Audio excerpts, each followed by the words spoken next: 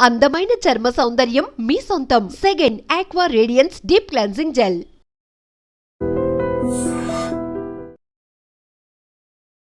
Hi hello నమస్తే, welcome back to our channel. నేను మీ వైషు. ఒక అతను తన వదిన తల నరికిన తర్వాత తనే ధైర్యంగా పోలీస్ స్టేషన్కి తలకాయ ఇట్లా పట్టుకొని తీసుకెళ్లారంట. దాని మీద సినిమాల ప్రభావం ఉందా, లేకపోతే మనుషుల్లో మానవత్వం పోతుందా, మరీ ఇంత క్రూరంగా ఎలా తయారవుతున్నారు, దీని గురించి అసలు మనం ఏం ఆలోచించగలం? ఈ విషయం గురించి మాట్లాడడానికి ఈరోజు నాతో పాటు రజనీరమ్మ గారు ఉన్నారు. మేడంతో మాట్లాడదాం. Hello ma'am. హలో, నమస్తే. నమస్తే మ్యామ్, అసలు మనం ఎట్టుపోతున్నాం? మానవత్వం ఉందా లేదా మనుషుల్లో? మరీ ఇంత క్రూరంగా బిహేవ్ చేస్తే అసలు రోడ్ల మీద ఎలా పోతారు జనం? ఎప్పుడు ఎవరు తల నరికేస్తారు కూడా తెలియదు. అంటే అప్పుడు ఏదో సినిమాల్లో చూసినట్టు తల నరికేసి పోలీస్ స్టేషన్కి తీసుకెళ్లారంటే జరుగుతాయా బయట? తల నరికి పోలీస్ స్టేషన్కి తీసుకెళ్ళడం ఏంటి మ్యామ్? అసలు ఏం చెప్తారు ఈ సిచ్యువేషన్ గురించి? గతంలో కూడా ఇలాంటిది ఒకటి జరిగింది.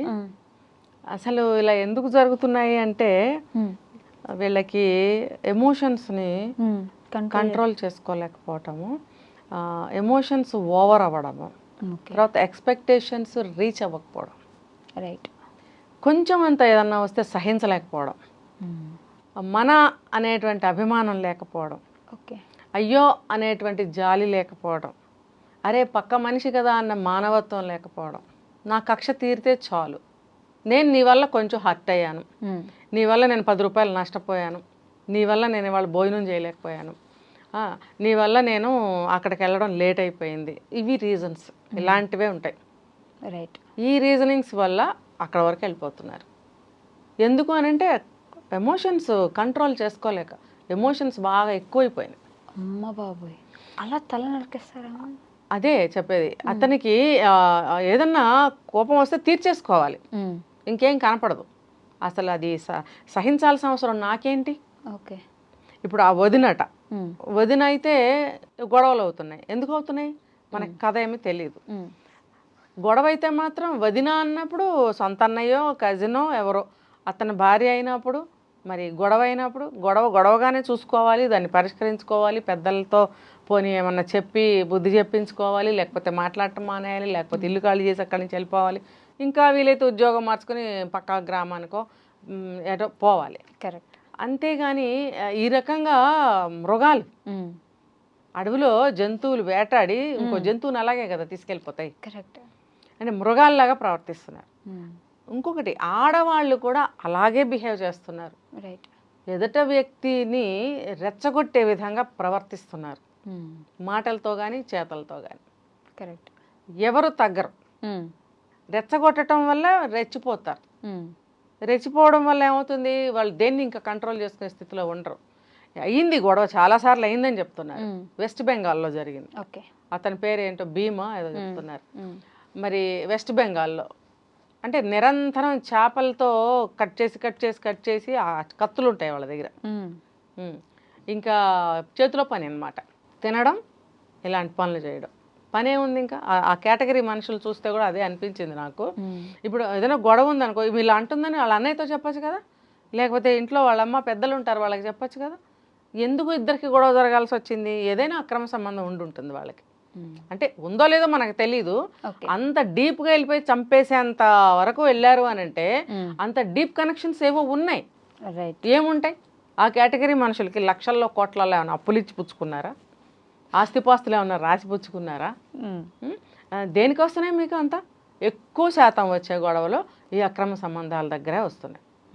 అందులోకి ఈ మధ్య ఫ్రీక్వెంట్గా గొడవలు అవుతున్నాయి. ఎందుకు అవ్వాల్సి వస్తున్నాయి?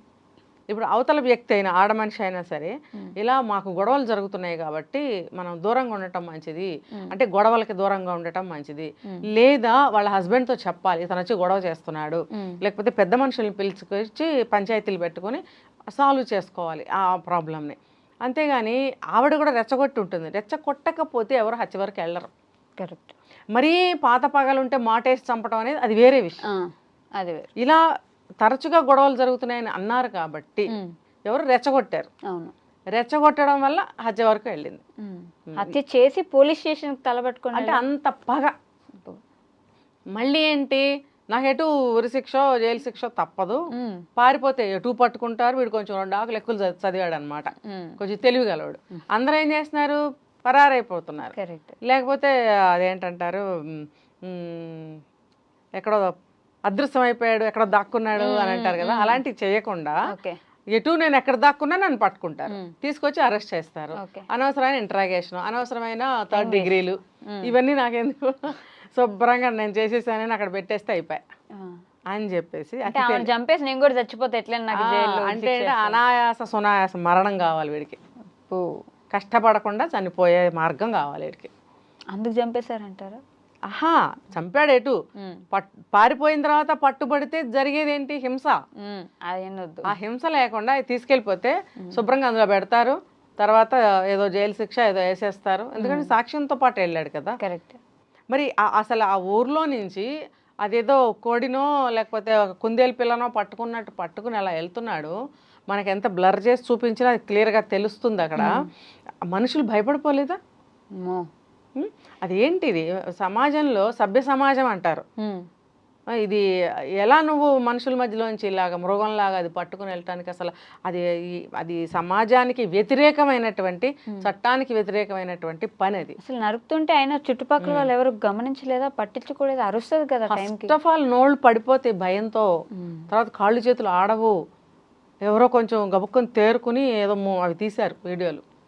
ఏమన్నంటే ఆ కత్తి తీసుకుని మన మీద పడతాడేమో అని ఎవరి బట్టి వాళ్ళకి భయం వేస్తుంది కదా, వాళ్ళ వెనకాల వెళ్తూ తీశారు. నిజంగా ఆ సిచ్యువేషను గుండె ఆగిపోతుంది, అటువంటి సిచ్యువేషన్ అది. వాడు నిజంగానే ఒక వీరుడిలాగా సూర్యుడిలాగా వెళ్తున్నాడు, అది ఇది ఒక చేతిలో కత్తి ఒక చేతిలో తల పట్టుకుని. వాడిని ఏం చేయాలి, చూసిన వాళ్ళందరూ గట్టిగా పట్టుకుని తన్నద్దు, లేకపోతే ఆవిడకి సంబంధించిన వాళ్ళు ఎవరైనా ఉంటే వాళ్ళు కూడా అదే పని చేసి ఉండేవారు వాడిని. మానవత్వం తగ్గిపోతుంది అంటారమ్మా? అసలు మృగాలు అయిపోతున్నారు, మృగానికి ఇంకా మానవత్వం ఏంటి? మృగాలకైనా కొంత ఉంటుంది, ఒక జాతి అభిమానం అనేది ఉంటుంది. కరెక్ట్. ఈ మనుషులకి లేదు. కక్షలు, కావేశాలు, రివెంజ్లు ఎక్కువైపోయినాయి. ఏంటంటే ఇదే సహనం లేదు. తర్వాత నాకెందుకు, నేనెందుకు భరించాలి, నేనెందుకు సహనం వహించాలి, తర్వాత అంత అన్కంట్రోల్డ్ అనమాట, వాళ్ళకి వచ్చేస్తుంది లోపల నుంచి. ఓకే. తట్టుకోలేరు అనమాట. వెంటనే ఆకలేస్తే భోజనం చేసినట్టు అలాంటి కోపతాపాలు ఏమైనా వస్తే ఇలాంటివి చేసేయాలి. ఓకే.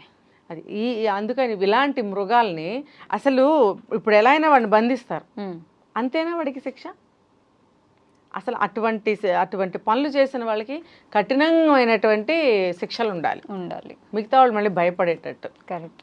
ఆ రకంగా చర్యలు తీసుకోవాలి. Okay ma'am, thank you so much. నిజంగా ప్రస్తుతం ఉన్నటువంటి సమాజం దేనికి ప్రయారిటీ ఇస్తుంది? ఆర్థిక సంబంధాల చుట్టూ మాత్రమే తిరుగుతుంది. మళ్ళీ ఎన్నికలంగానే చాలా విరక్తి కలుగుతాం. మంచి అనిపిస్తుంది కదా, లేడీస్ కూడా ఛాలెంజింగ్ జాబ్స్ చేసినప్పుడు చాలా బాగుంటది. ట్రాఫిక్ అసిస్టెంట్స్ గా నియమించిన ట్రాన్స్జెండర్స్ అందరితో సాల్యూట్ చేయించుకుంటున్నారు. ఫుడ్ డెలివరీ ఇవ్వటానికి వెళ్ళినటువంటి డెలివరీ బాయ్ అనిల్ పై కళ్ళ ముందు